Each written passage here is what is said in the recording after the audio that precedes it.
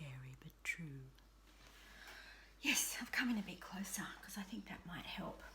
Okay, eyebrows. We're not doing that manicured eyebrow that you go to the beauticians and pay a lot of money to get done. We are looking at a man's eyebrow, a man's real eyebrow. So we're going to start again with this idea of underpainting. So I'm just going to fluff it in like a witchy grub. Fluffy, fluffy, nice and light. Looking back at my source image. Oh, he's actually got a gap in there. See, no lines, just a bit of fluff. Because the lines, if any, will come in later. Much, much later. And I've actually incorrectly kind of drawn that when I actually did the guidelines. But that's all right, I can fix it. Because it's willow charcoal, it's so forgiving. It lets you make a multitude of errors and fix them. And that's a good thing about it. Okay, so you can probably see a bit of a fluffy looking thing, which I'm going to, again, fluff in with my finger. Smudge in with my finger might be a better way of... he's got a few little stray hairs up there. So I'm not going to draw those stray hairs in yet. I'm just going to shadow them in like that. Bit of a tap, tap, tap, tap, tap, tap, tap, tap. Because I always like the old tippity tap. Gives you a bit of sense of being able to control the tone. Now, when I look at my photograph, I think he's got more eyelid showing kind of here than what I've done. Oh no, it's looking okay. I've probably made this part here a little bit too thick. So I can actually get my squidgy rubber. And I can start to take that back if I'm worried about that. So here's our squidgy, we know our friend Squidgy. And, you know, the beauty of the old squidge is you can actually draw with the squidge, just like you draw with the charcoal, except it's a reductive drawing. Now I kind of feel like I've changed the shape of his eye by doing that. Anyway, I'll bring it in like that. That's okay. And I can go back in and knock that back so it's not as white as it was. Okay. So I can see now where my problem is. This part has to come in a lot.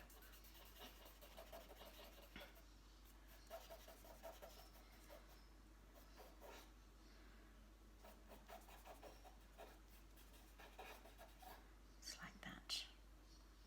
Now, the reason why I don't want you to draw a line is because often when you are quite inexperienced with drawing, people think a drawing is a line, and it can be a line, but sometimes if you draw around the line with tone, then there's no need for a line because the drawing starts to appear.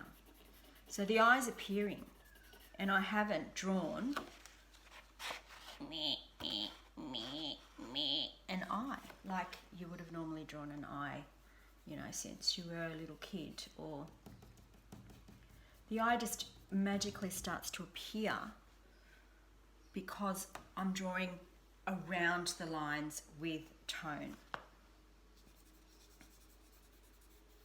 How did I learn this? Well, I'm glad you asked. Trial and error is the way. I just worked it out because that's something that is really interesting about learning how to be better at drawing.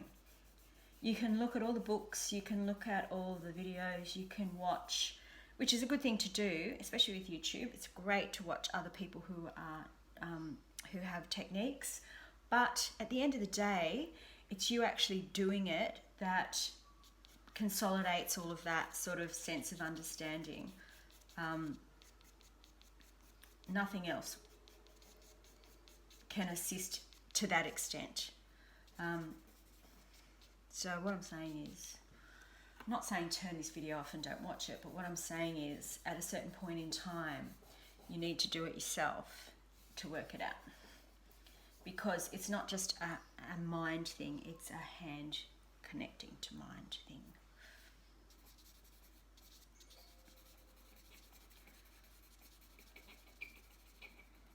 It's got a bit of a weirdo wrinkle coming up here. And again, I'm not doing a line, I'm doing like little squiggles, squiggly squigs. And he's got a shadow.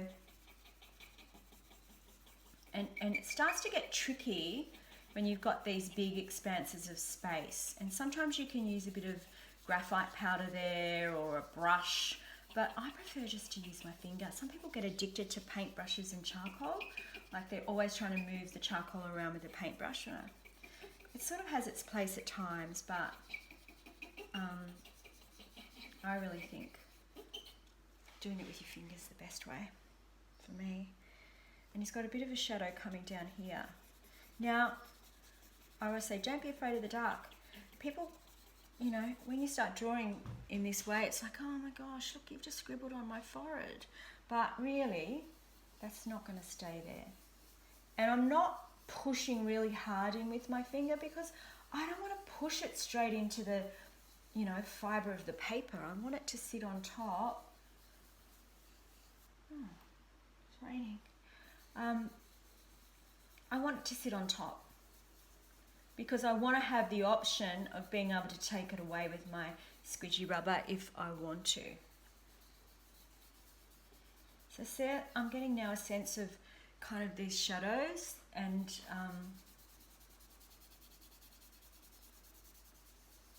I'm using a bit of that eyebrow to build up a bit of shadow there because he's actually, this part of his face is kind of light, quite light, so I don't want it to go too dark. So you can just use what's from your charcoal palette that you've been creating. Okay, now as I come down here, it's actually a bit of a shadow here. Oh, and see, you just got to be careful with the charcoal that you don't get a pointy end, because if you get a pointy end, you could get a mark that won't move off the page, and I think I just did that, so I can show you how you can deal with that. Now there's actually a bit of, this is a shadow here, but underneath that shadow there's a white line.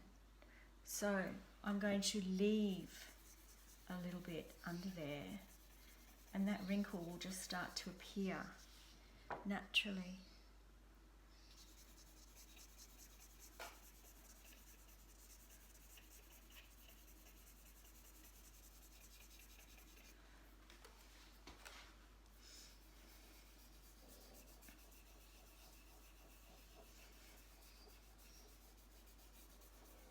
And again, you're kind of trying to move it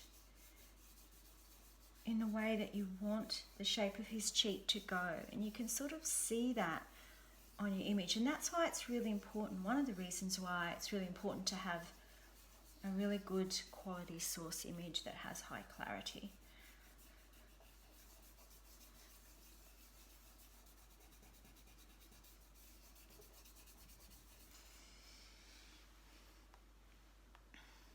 So we're building up the tone like that.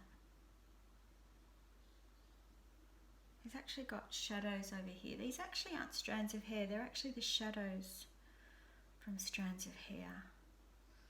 Vincent Fantauzzo is a master of realism, he really is. It's quite incredible.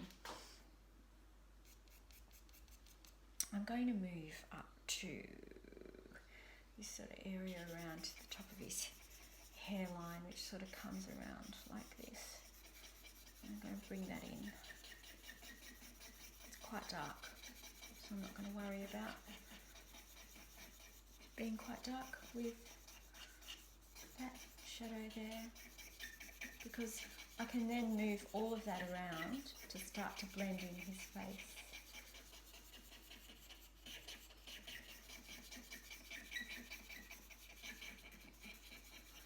Now,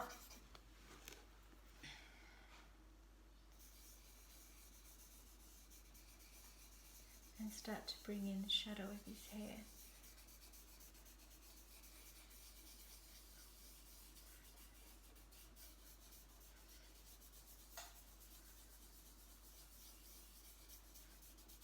this point, I suppose when I've got a big area like that, I could possibly use a little bit of charcoal powder and a brush. So I might show you how to do that next. But that's how you get started. It's by no means finished. That eye is by no means finished, but it's a starting point. It's the underlying layer, and that's what you want to aim for to get started. Start on an area that has a lot of variations in tone and shapes that are close together. Don't start in a big expanse like the forehead or the cheek, and just work your way up with those little areas of dark tone that you're placing down, and then moving them around in the shape of the face with your finger. And that's your first step after you've done your outline. Good luck.